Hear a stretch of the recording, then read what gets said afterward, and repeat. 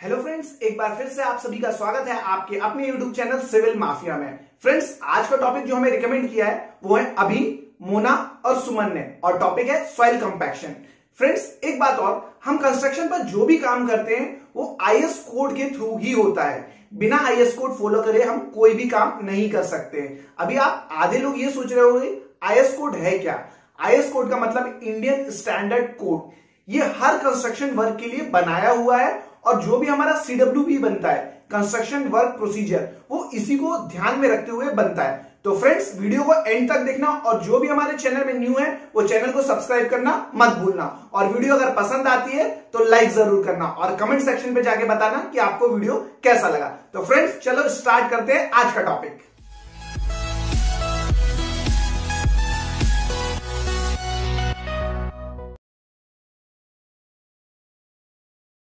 Topics: introduction to compaction, effect of compaction on soil properties. Friends, आज हम ये दोनों पे डिस्कस करेंगे और इससे हमारे सॉइल पर क्या इफेक्ट पड़ता है मैं आपको ये भी बताऊंगा। Introduction: compaction means pressing of the soil particles close to each other by mechanical method. Friends, compaction का मतलब क्या है कि हम किसी भी चीज को कंप्रेस कर रहे हैं या सॉइल पार्टिकल्स को कंप्रेस कर रहे हैं किसी भी मैकेनिकल मेथड के through. Then air is expelled from soil mass and mass density is increased। Friends, इससे क्या होगा, जो हमारा सॉइल है उससे एयर कंप्रेस होकर बाहर आ जाएगी और उसकी डेंसिटी इंक्रीज हो जाएगी। It is done to improve the engineering properties. Friends, ऐसा करने से क्या होगा, हमारी इंजीनियरिंग प्रॉपर्टीज इंक्रीज होगी। कौन कौन सी प्रॉपर्टी इंक्रीज होगी? Like share, strength, stability etcetera. Reduce compressibility and permeability. Friends, ऐसा करने से जो उसकी कंप्रेसिबिलिटी वो रिड्यूस होती है और उसकी परमेबिलिटी भी रिड्यूस होती है, क्योंकि हम उसके वॉइड्स खत्म कर चुके होते हैं जब हम उनसे कंप्रेस कर रहे होते हैं या कॉम्पैक्शन कर रहे होते हैं। Effect of compaction. Now we will discuss about the effect of compaction on the properties of soil. The following properties are affected. Friends, अब हम उस बातों पे डिस्कस करेंगे जिससे हमारे सॉइल की प्रॉपर्टीज पर फर्क पड़ता है जब हम उस पर कॉम्पैक्शन करते हैं। सबसे पहला सॉइल स्ट्रक्चर, उसके स्ट्रक्चर पर फर्क पड़ता है। देन परमेबिलिटी, उसकी परमेबिलिटी पर भी फर्क पड़ता है। देन स्वेलिंग, उसके स्वेलिंग पर भी फर्क पड़ता है। पोर वाटर प्रेशर, जब हम पोर वाटर प्रेशर करते हैं तब भी उस पर फर्क पड़ता है। श्रिंकेज, वो श्रिंक हो रहा है या नहीं। कंप्रेसिबिलिटी, कंप्रेस हो रहा है या नहीं। Stress strain relationship, shear strength are moulded water content. Friends, जो हमारा शेयर स्ट्रेंथ होता है वो वाटर मोल्डेड कंटेंट होता है। शेयर स्ट्रेंथ आफ्टर सैचुरेशन, वो सैचुरेटेड होने के बाद उसका शेयर स्ट्रेंथ क्या है, ये भी हमारे कॉम्पैक्शन के इफेक्ट पर डिपेंड करता है। Effect on soil structure. The water content at which the soil is compacted play an important role in soil structure. Friends, जो हमारा सॉइल कंपैक्टेड होता है तो उस पर वाटर एक बहुत इंपॉर्टेंट रोल प्ले करता है। Soil compacted at water content less than optimum water content have fluctuated structure. Friends, जो हमारा सॉइल कंपैक्टेड होता है, जहां वाटर का लेस कंटेंट होता है, तो एक बहुत फ्लक्चुएटेड स्ट्रक्चर फॉर्म करता है।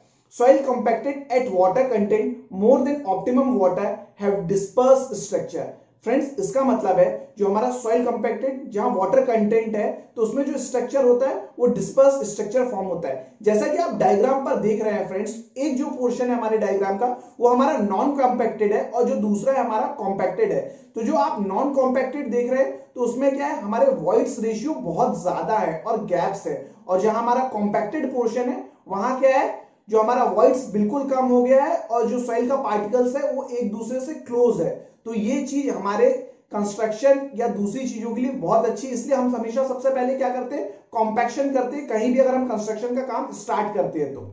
फ्रेंड्स, जैसा कि आप डायग्राम पर देख रहे हैं, हमारा एक तरफ है कॉम्पैक्टेड ड्राई डेंसिटी और जो बॉटम पे ग्राफ शो कर रहा है वो वाटर कंटेंट का शो कर रहा है। तो जैसे जैसे हमारा वाटर कंटेंट और ड्राई डेंसिटी बढ़ेगा तो अपना जो हाई कॉम्पिटिटिव एफर्ट है वो और बढ़ता जाएगा। देन हमारा यहाँ डाउन पे जो शो कर रहा है वो हमारा डी और सी पे जो आप देख रहे हैं वाटर कंटेंट यहाँ कम है तो वो क्या शो कर रहा है, लो कॉम्पैक्टिव इफेक्ट को शो कर रहा है। तो ये एक दूसरे के वाइस वर्सा है। जैसे हमारा क्या कहते हैं, कॉम्पैक्ट होने के बाद सॉइल अच्छा बन जाएगा और हम वहां पे इजिली कंस्ट्रक्शन का काम कर सकेंगे। Effect on soil structure. At point A, the water content is low and the attractive forces are predominated, so the result in fluctuated structure. Friends अगर मान लीजिए हमारा एक पॉइंट ए है जहां पे हमारा वाटर कंटेंट लो है, तो वहां जो अट्रैक्टिव फोर्सेस है, जो हमारे वहां पे फोर्सेस लगेंगे, वो क्या होंगे, प्रीडोमिनेटेड होंगे। इसका रिजल्ट क्या आएगा, फ्लक्चुएटेड स्ट्रक्चर आएगा। वहां पे वो स्ट्रक्चर खड़ा ही नहीं हो पाएगा, क्योंकि हमारा एक जगह पे पानी है और दूसरी जगह पे पानी नहीं है। तो एक जगह की मिट्टी क्या हो जाएगी, धंस जाएगी, दूसरी जगह की नहीं धंसेगी। As the water content is increase beyond the optimum, the repulsion force increase and the particles get oriented in a dispersed structure। Friends आपने नॉर्मली देखा होगा, कहीं भी अगर जब हम कंस्ट्रक्शन का काम करते हैं या सॉइल को कॉम्पैक्ट करते हैं, तो पहले हम लोग क्या करते हैं, वहां पे थोड़ा ऊपर टॉप में पानी छिड़क देते हैं। अगर हम वो पानी को जरूरत से ज्यादा छिड़क देंगे तो वहां क्या एक दलदल टाइप का फॉर्म हो जाएगा और वहां हम अपना स्ट्रक्चर कंस्ट्रक्ट ही नहीं कर सकते। तो हमें वहां पे जितना वो सोख सके उतना ही पानी डालना, उसके बाद कंप्रेस करना है। वरना ज्यादा पानी डाल देंगे तो हम उसको कॉम्पैक्ट कैसे करेंगे, ना हमारा रोलर चलेगा ना हमारा कॉम्पैक्टर चलेगा। Effect on permeability. फ्रेंड्स जैसा आप डायग्राम पर देख रहे हैं, तो अब आपको परमेबिलिटी समझ में आ रहा है कि परमेबल है क्या। Permeability of soil depends on void size. Friends जो हमारा परमेबिलिटी होता है वो किस पे डिपेंड करता है कि उसका वॉइड साइज क्या है, उसमें गैप है हमारे स्ट्रक्चर पे या नहीं है, या वो पास पास है या दूर दूर है। As water content increases, there is an improved orientation of particle, resulting in reduce of void size and permeability. Friends, जैसा आप देख रहे हैं ऑलरेडी डायग्राम पे, अगर हम वाटर का कंटेंट इंक्रीज कर देंगे तो उससे क्या होगा, हमारा ओरिएंटेशन ऑफ पार्टिकल क्या होगा, उसका रिड्यूस हो जाएगा और वॉइड साइज परमेबिलिटी बढ़ जाएगा। Above optimum water content the permeability slightly increase. जो हमारा वाटर कंटेंट होगा वो स्लाइटली परमेबल और इंक्रीज होगा। If compactive effect is increased, the permeability decrease due to increase of dry density। Friends अगर जब हमारा कॉम्पैक्टिंग, जब हम उसे कंप्रेस कर रहे हैं या किसी भी रोलर के थ्रू कॉम्पैक्ट करें, तो उससे क्या होगा, हमारा जो इफेक्ट है परमेबिलिटी का डिक्रीज होगा और उसका ड्राई डेंसिटी यानी जो सूखा, क्योंकि वो उतना सूख जाएगा जब हम उसे कंप्रेस करेंगे, तो उसका डेंसिटी बढ़ जाएगा। Effect on swelling. The effect of compaction is to reduce void ratio. Friends जो हमारा कॉम्पैक्शन का इफेक्ट क्या होता है, उससे हमारा वॉइड और स्पेस रिड्यूस हो जाता है सॉइल के अंदर का। Hence swelling is enormous reduces. Friends इससे क्या होगा, जो हमारा स्वेलिंग है या बीच में वॉइड्स या गैप्स है वो रिड्यूस हो जाता है। Further soil compacting dry of optimum exhibits greater soil than compacting on wet side because of random orientation and deficiency of water. Friends जो हमारा स्वेलिंग है वो क्यों हो जाता है, ये इसलिए और बढ़ जाता है कि जब हमारा उस पर वाटर हमने ज्यादा डाला ही नहीं है और वो वेट है, वो ड्राई है, तो उससे क्या होगा, वहां क्रैक्स डेवलप हो जाएंगे सॉइल्स पर, जैसा आप डायग्राम पर देख रहे हैं। Effect on pore water pressure. It is defined as a pressure of ground water held with a rock और soil in gaps between particles. Friends इसका मतलब है जो हमारा ग्राउंड वाटर हेल्ड है और वो कहां पे प्रेशर दिखा रहा है, रॉक और सॉइल पे। इससे क्या है, जो उसका गैप्स और पार्टिकल्स का पोर्स होता है उस पे इसका इफेक्ट पड़ता है। The pore water pressure of soil compacted dry of optimum is therefore less than that of the same soil compacted wet of optimum. Friends जो हमारा पोर वाटर का प्रेशर है, जब वो ड्राई होता है और जब हम उसे कॉम्पैक्ट करते हैं, तो किससे हमारा लेस होता है, वेट ऑप्टिमम कंटेंट से लेस होता है। Effect on shrinkage. फ्रेंड्स जब हम उसे प्रेस कर रहे हैं या कॉम्पैक्ट कर रहे हैं तो वो सिकुड़ रहा है, यानी उसका क्या इफेक्ट पड़ रहा है, ये वो है। Soil compacted dry of optimum shrink less when compared to compacted wet of optimum। Friends जो हमारा सॉइल है, हम उसको जब ड्राई रहता है और उसको कॉम्पैक्ट करते हैं तो वो कम सिकुड़ता है, यानी लेस श्रिंकेज होता है। और वही अगर वो थोड़ा गीला है तो वो ज्यादा श्रिंक होता है, वो ऑप्टिमम श्रिंक होता है एज कंपेयर टू ड्राई यानी सूखे से। The soil compacted wait of optimum shrink more because of the soil particle is dispersed structure can pack more efficiently. Friends जो हमारा वेट होता है तो उसमें क्या है, उसके वॉइड्स खत्म हो जाते हैं जिसके थ्रू वो इजिली श्रिंक हो जाता है। मगर एज पर जब उसे ड्राई पे बात करें तब वहां क्या होता है, वॉइड्स होते हैं, पोरोसिटी होती है जिसके थ्रू वो स्ट्रक्चर को इजिली मोर एफिशिएंटली पैक कर लेता है। Effect on compressibility. The flocculated structure on dry side of optimum offers greater resistance to compress than the depressed structure on wet side. Friends जो हमारा ड्राई स्ट्रक्चर होता है वो हमें ग्रेटर रेजिस्टेंस प्रोवाइड करता है एज कंपेयर टू हमारा wet side के। So the soil compacting dry of optimum are less compressible. Friends जो हमारा कॉम्पैक्टेड ड्राई सॉइल होता है वो लेस कंप्रेसिबल होता है, क्योंकि वो पहले से ही ड्राई हो गया है और कंप्रेस तो हो ही नहीं सकता, क्योंकि हमने उसे ऑलरेडी कंपैक्ट कर दिया, तो अब उस पर और क्या कंप्रेसिबल होगा। Effect on strain stress relation. Friends, जैसा कि आप डायग्राम पर देख रहे हैं, जो हमारा ड्राई कॉम्पैक्टिंग होगा उस पर हमारा वॉइड्स बचा हुआ रहेगा, मगर अगर वही वो वेट कॉम्पैक्टिंग हम करेंगे, जब वो गीला है थोड़ा मिट्टी, तो हमारा क्या है, एक्सियल स्ट्रेन बढ़ जाएगा as compare to strain. The soil compaction dry of optimum have steeper stress strain curve than those on wet side. Friends, ये वही है कि जब हमारा वो ड्राई होगा तो stress strain curve wait side की तरफ ज्यादा होगा, ऑप्टिमम होगा। The strength and modulus of elasticity of soil on dry side of optimum will be higher। जो हमारा strength और modulusity होगा, elasticity होगा, वो क्या होगा, वो higher होगा soil पर dry side की तरफ पे। Soil compacted dry of optimum show brittle failure। Friends, जो हमारा compacted dry soil होता है वो एक optimum shows करता है, वो भी brittle failure को।